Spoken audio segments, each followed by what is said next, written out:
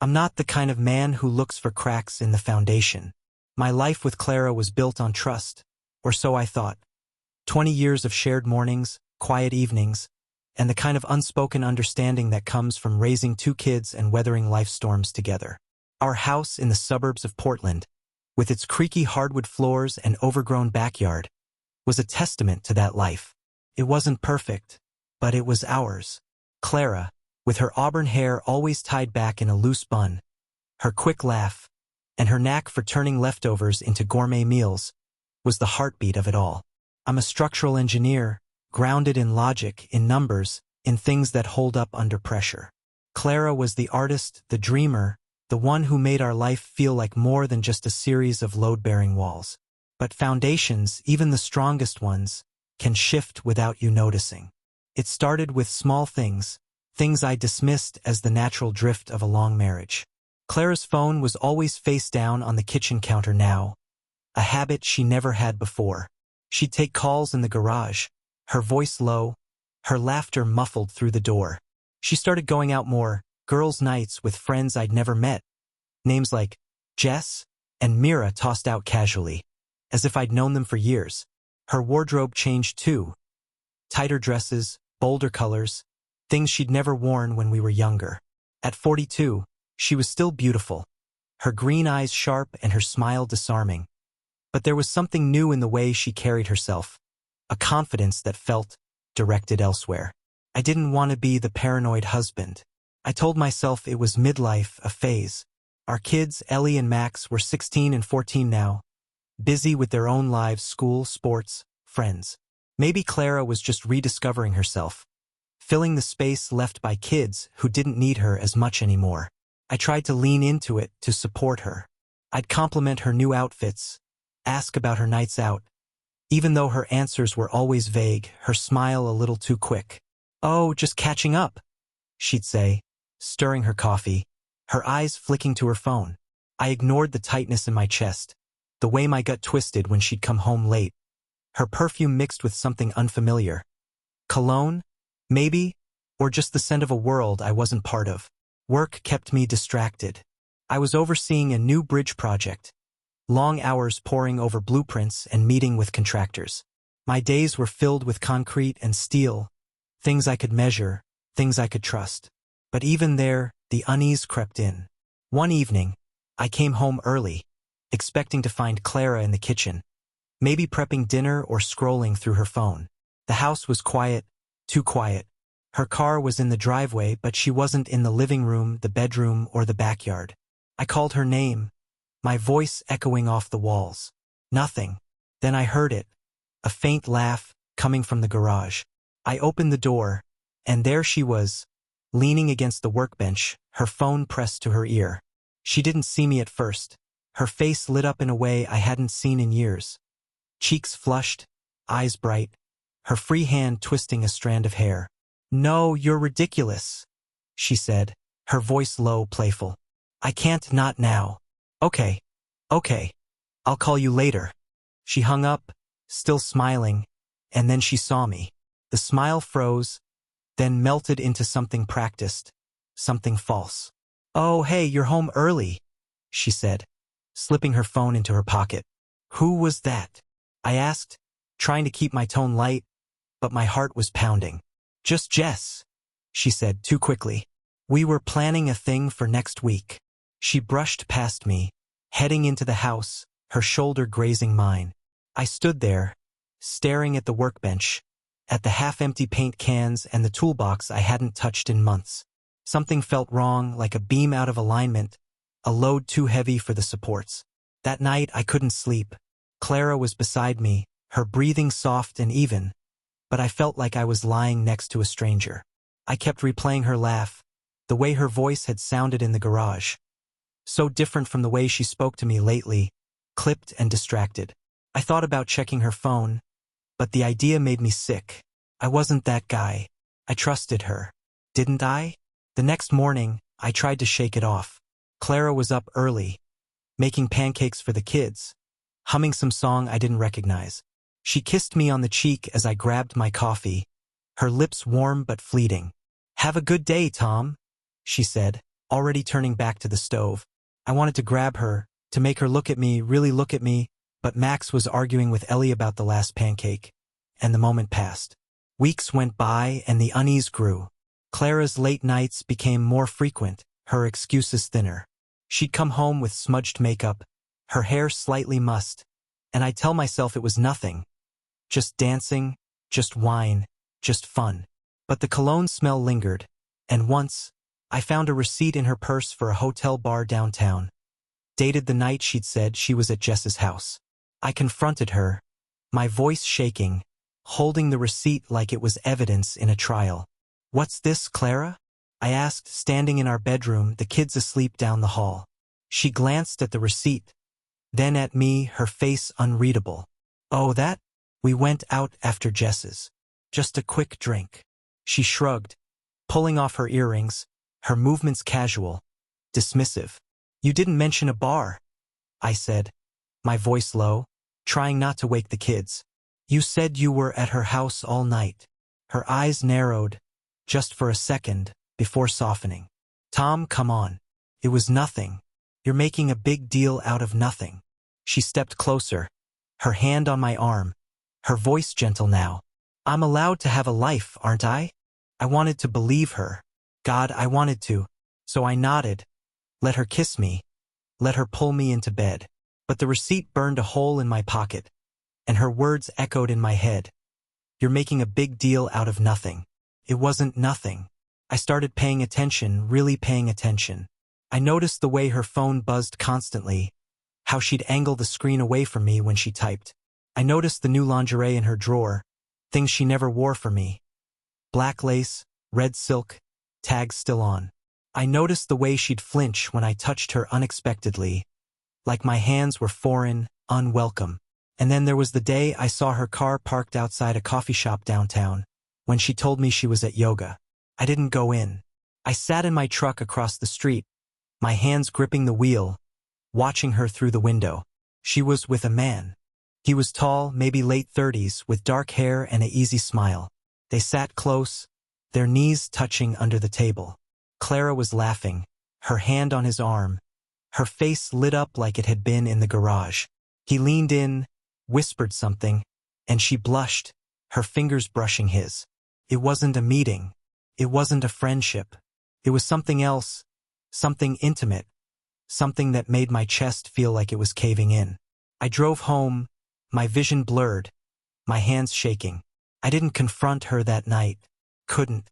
I needed proof, something undeniable, something that would force her to admit it. So I started digging. I checked her phone bill online, hundreds of texts to a number I didn't recognize, late-night calls, some lasting hours. I tracked her location through the app we'd set up for the kids, saw her at hotels, bars, and apartment complex across town. I even followed her once, tailing her car to a sleek condo building downtown. She disappeared inside, and I waited, my heart pounding, until she came out 2 hours later, her hair loose, her dress slightly wrinkled. I hired a private investigator, a guy named Frank who smelled like cheap cigars and had a handshake like a vice. "Give me a week," he said, and I did. He came back with photos, Clara and the man, whose name was apparently Ryan, at a hotel at a park at that same condo. They were kissing in some of the shots, her arms around his neck, his hands on her waist. There were emails too, ones Frank had somehow gotten from her account, full of words that made my stomach turn. Promises, plans, things she'd never said to me. "I can't stop thinking about you," she'd written. "You make me feel alive." Alive. That word hit me hardest. What was I then? Dead? Invisible? The guy who paid the bills, fixed the leaks, drove the kids to practice?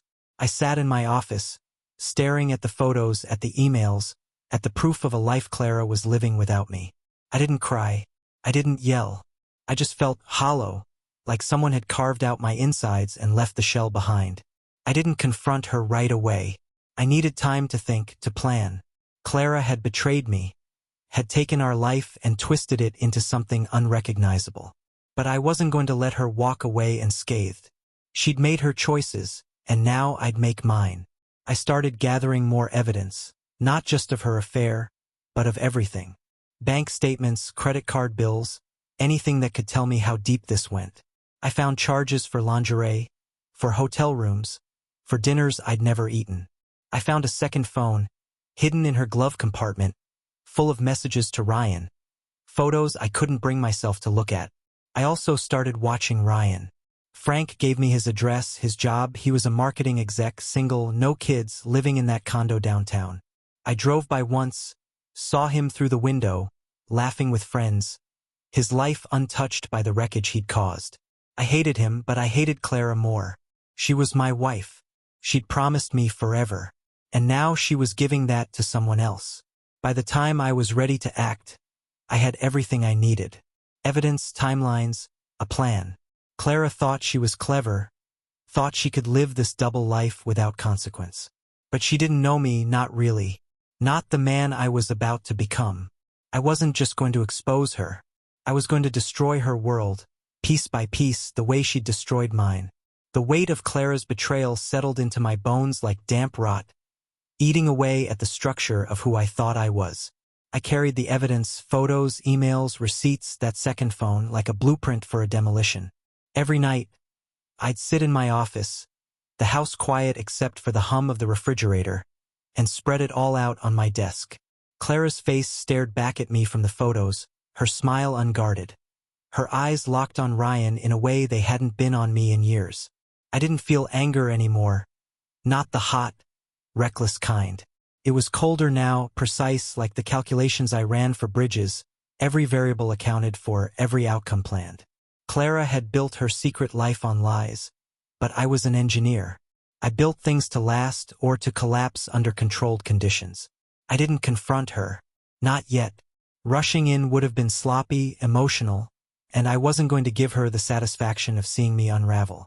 Instead, I watched her, studied her, the way I'd study a structure under stress. She moved through our house like nothing had changed, kissing the kids' foreheads, folding laundry, asking me about my day with that same practiced smile. But I saw the cracks now, her quick glances at her phone, the way she'd linger in the bathroom with the door locked, the faint scent of that unfamiliar cologne clinging to her skin. She thought she was untouchable, that I was too busy, too trusting, too dull to notice. That was her mistake. I started with the kids. Ellie and Max deserved better than a mother who'd trade their family for late-night trysts in a downtown condo. But I wasn't going to drag them into this mess. Not yet. They were already pulling away, as teenagers do, spending more time with friends or locked in their rooms with headphones on. I made a point to be there, though, driving Max to soccer practice, helping Ellie with her algebra, asking about their days in a way Clara hadn't in months.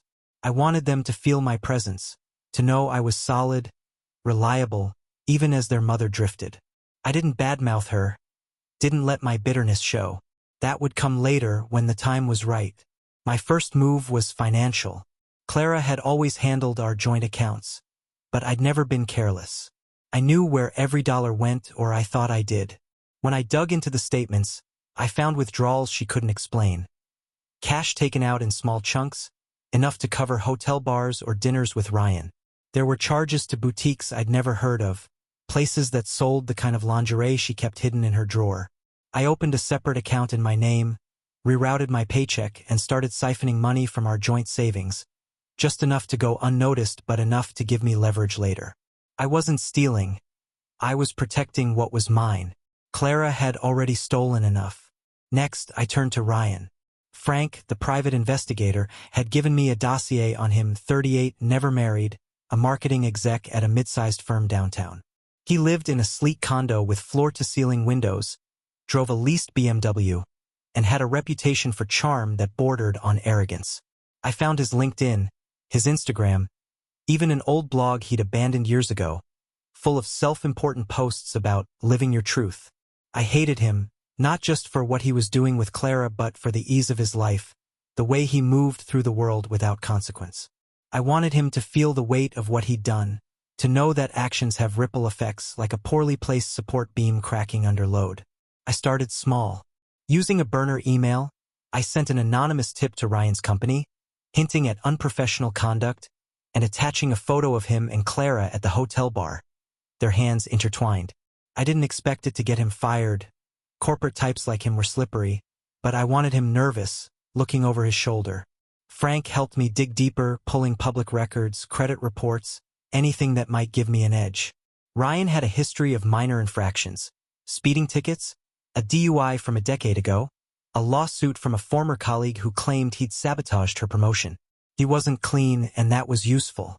I filed away every detail, building my case like I'd build a bridge. Piece by piece, load-tested, unyielding. Clara, meanwhile, was getting careless. Maybe she thought I was too distracted by work, or maybe she was too caught up in Ryan to notice the shift in me. She started slipping up, leaving her second phone in her purse one night, forgetting to clear her browser history on the family laptop. I found searches for weekend getaways and how to delete text messages permanently. She was planning something bigger. I could feel it. A trip, maybe, or worse, a future. The emails Frank had pulled mentioned a fresh start. Words that made my blood run cold. Clara wasn't just cheating. She was dreaming of a life without me, without the kids, without the home we'd built. I decided to test her. One evening, over dinner, I mentioned a work conference in Seattle, a week-long trip I'd invented. "I'll be gone next month," I said, cutting into my steak, keeping my tone casual. "You'll have the house to yourself." Her eyes flicked up, just for a second, before she nodded. "Oh, okay. That's nice. Some quiet time." But I saw the spark, the calculation. She was already thinking of Ryan, of what she could do with a week of freedom. I let it sit, let her think she had the upper hand. That night, I checked her second phone while she was in the shower. Sure enough, she texted Ryan. "Tom's gone for a week in March. Can you get away?" His reply was instant. "Hell yes.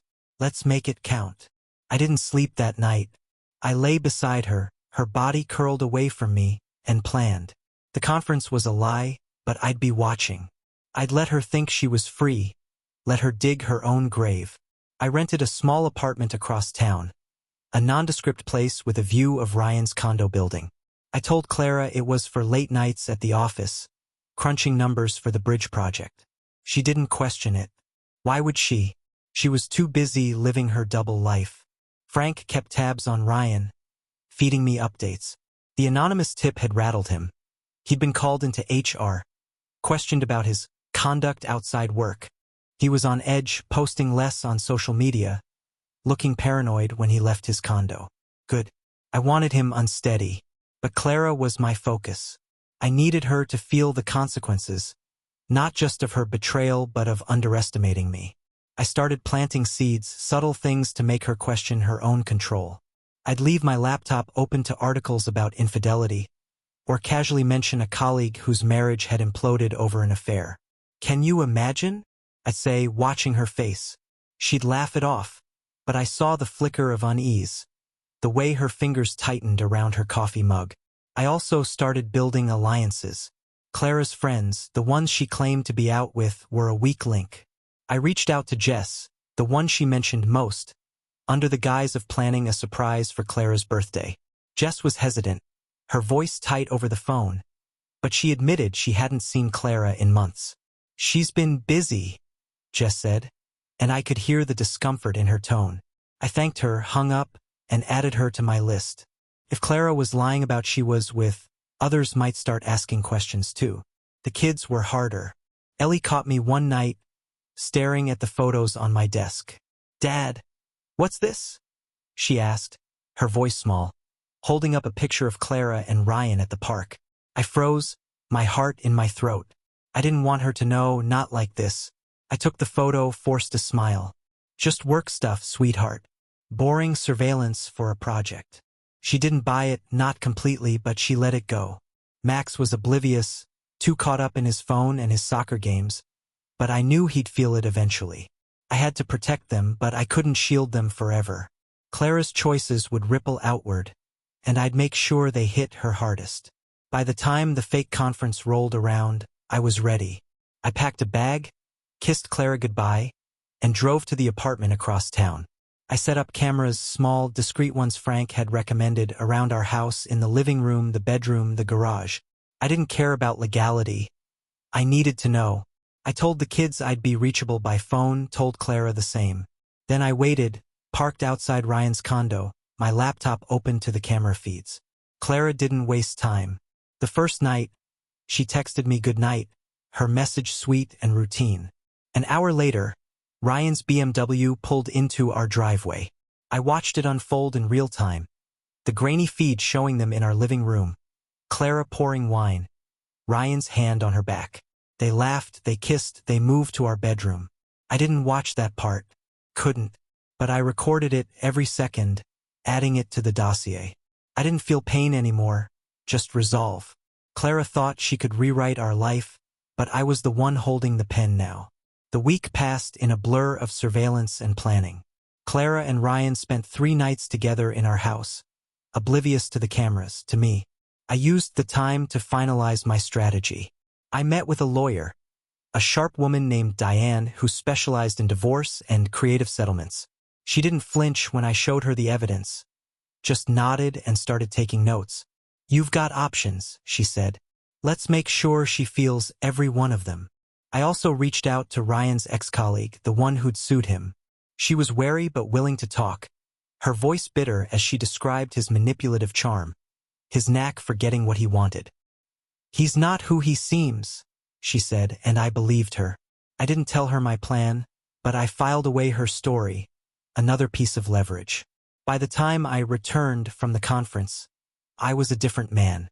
Clara greeted me with a hug, her smile as false as ever, and I played along, kissing her cheek, asking about her week. She lied effortlessly, said she'd missed me, said the kids had been great. I nodded, smiled, and went to my office, locking the door. The cameras were still running, the dossier was growing, and my plan was taking shape. Clara had no idea what was coming, but she'd feel it soon. Every lie, every betrayal, turned back on her like a collapsing bridge. The morning I set my plan in motion, the house felt like a stage, every move choreographed, every word a line in a script only I knew. Clara was in the kitchen, flipping pancakes, her hair loose, her smile bright as she chatted with Max about his upcoming soccer game. Ellie was at the table, scrolling through her phone, earbuds in.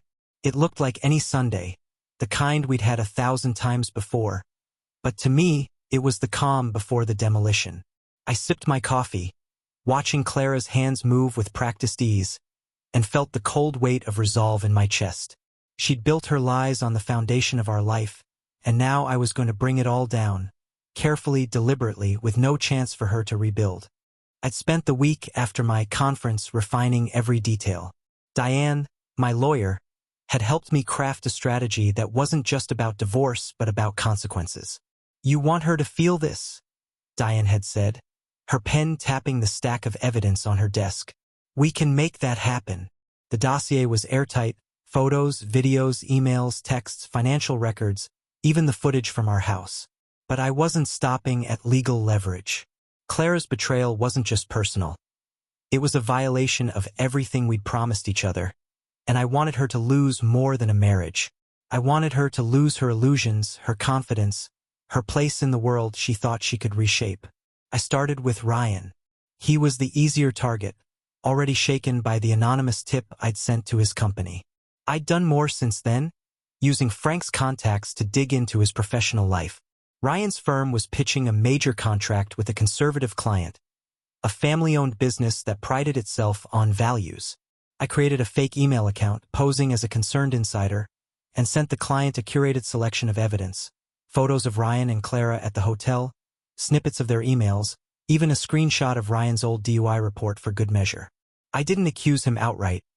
I just planted the seed, letting the client draw their own conclusions about his character.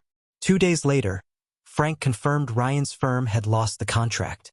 Ryan wasn't fired, but he was on thin ice, his reputation tarnished, his bonuses cut. I didn't stop there. I sent similar packets to his colleagues, his gym buddies, even his landlord, each tailored to hit where it hurt, his ego, his network, his sense of control. Clara was harder. She wasn't just a target. She was my wife, the mother of my kids, the woman I'd loved for 20 years. That love was gone, replaced by a need for justice, but it still complicated things. I didn't want to hurt Ellie and Max more than necessary, so I had to be surgical.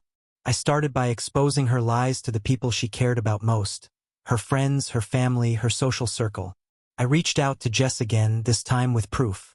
I sent her a photo of Clara and Ryan at the coffee shop, time-stamped the day Clara had claimed to be with her. "I thought you should know," I wrote. Jess called me the next day, her voice tight with anger. "She's been lying to all of us," she said. "I'm done covering for her." I knew Jess wouldn't stay quiet. She'd tell Mira, who'd tell the rest of their group. Clara's girls' nights were over. I went further, contacting Clara's sister, Lauren, who lived in Seattle. Lauren and Clara were close, talking weekly, but I doubted Clara had shared her secret life. I sent Lauren a carefully worded email, attaching a few emails between Clara and Ryan, the ones where Clara talked about a fresh start. I didn't ask Lauren to do anything. I just said I was struggling and needed her perspective. Lauren called Clara that night. I heard the argument through the bedroom door, Clara's voice rising, defensive, then breaking into sobs. When she came to bed, her eyes were red, but she didn't mention it. I didn't ask. I just lay there, knowing another piece of her world was crumbling. The financial side was next. Clara had been careless with our money, spending on Ryan, on her secret life. I'd already moved most of our savings, but now I froze our joint accounts, citing suspicious activity to the bank. Clara didn't notice at first, but when her card was declined at the grocery store, she called me, flustered. "Tom, what's going on with the accounts?" she asked, her voice sharp. "Must be a glitch," I said, my tone calm. "I'll look into it." I didn't. I let her scramble, let her feel the pinch. Diane had advised me to protect my assets early, and I'd followed her advice to the letter. Clara's credit cards, tied to our joint accounts, were useless now. She'd have to use her own income, which wasn't enough to sustain her lifestyle or her affair. The kids were the hardest part. I couldn't keep them in the dark forever, but I didn't want them to hate their mother. I started with Ellie, who'd already seen the photo. One night, when Clara was out, supposedly at yoga, I sat Ellie down in the living room. "You deserve the truth," I said, my voice steady. I didn't show her the worst of it, just enough. A text from Clara to Ryan, a photo of them at the park. Ellie's face crumpled, her hands shaking as she read the text. "Why, Dad?" she whispered. I held her, let her cry, and promised I'd protect her and Max. I didn't tell Max yet, he was too young, too trusting. But Ellie's silence around Clara shifted the house's dynamic. Clara noticed, asking Ellie what was wrong, but Ellie just shrugged, her eyes cold. Clara's confusion was palpable, and I let it fester. The final piece was the public unraveling. Clara prided herself on her image. Perfect mom, creative spirit, the woman who had it all together. I didn't want to humiliate her in front of the kids' school or our neighbors, but I wanted her exposed where it mattered. I created a private group on a local community forum, inviting people from her social circle, book club members, yoga classmates, even the barista at her favorite coffee shop who she'd mentioned by name. I posted a single message, anonymous but detailed, outlining Clara's affair with a local marketing exec, including dates and places. I attached a blurred photo, just enough to confirm it was her without making it too explicit. The post spread like wildfire. By the next day, Clara's phone was buzzing with messages, her friends pulling away, her yoga teacher canceling her private sessions. She came home that night, pale, her hands trembling as she poured herself wine. "People are talking about me," she said, her voice small. "I don't know why." I looked at her, my face neutral. "Maybe someone saw something they shouldn't have," I said, and went back to my laptop. She didn't push. She knew. The confrontation came a week later. I'd planned it for when the kids were at sleepovers, the house empty except for us. I waited until she was in the living room, scrolling through her phone, her face tight with worry. I walked in, carrying the dossier, and dropped it on the coffee table with a thud. She flinched, her eyes darting to the folder, then to me. "What's that?" she asked, her voice barely above a whisper. "Open it," I said, sitting across from her, my hands folded. She hesitated, then reached for it, her fingers shaking. She flipped through the photos, the emails, the texts, her face draining of color. Tom, don't. I cut her off, my voice low but firm. Don't lie. Don't explain. You've had months to tell me the truth and you didn't. Now you listen. She froze, her hands clutching the folder, tears welling in her eyes. I didn't feel pity. I felt power, the kind that comes from holding all the cards. I told her everything. How I'd known for months, how I'd followed her, hired Frank, set up cameras. I told her about the frozen accounts, the messages to her friends, the tip to Ryan's client. I told her Diane was ready to file for divorce, that I'd push for full custody, that she'd walk away with nothing if she fought me. I laid it all out, every calculated move, every consequence she'd face. Clara sobbed, her head in her hands, but I didn't stop. You thought you could have him and keep this, I said, gesturing to the house, to our life. You were wrong. You don't get to rewrite our story. I do. She begged, of course. Said she was sorry, said it was a mistake, said she loved me. I didn't believe a word. I told her she had a week to move out, that I'd tell the kids the full truth if she didn't cooperate. I told her Ryan's life was falling apart too, that he'd never give her the fresh start she dreamed of. I left her there, crying on the couch, and went to my office, locking the door. The aftermath was swift. Clara moved in with Lauren, who'd offered her a couch but no sympathy. Ryan ghosted her, his own life in chaos, his condo lease canceled, his job hanging by a thread. The kids stayed with me, Ellie's anger at her mother hardening, Max's confusion breaking my heart. Clara tried to reach out, sending texts, leaving voicemails, but I didn't respond. Diane handled everything, securing the house, the savings, and temporary custody. Clara's reputation was in tatters. Her friends gone. Her world reduced to a suitcase and a sister's pity. I didn't celebrate. There was no victory in watching the life we'd built collapse. But there was satisfaction, a cold, steady kind, in knowing Clara had faced the full weight of her choices. I'd engineered her downfall with the same precision I used on bridges, and it held no cracks, no weaknesses, no chance for her to rebuild. The kids and I would move forward, scarred but standing. Clara would carry the wreckage alone.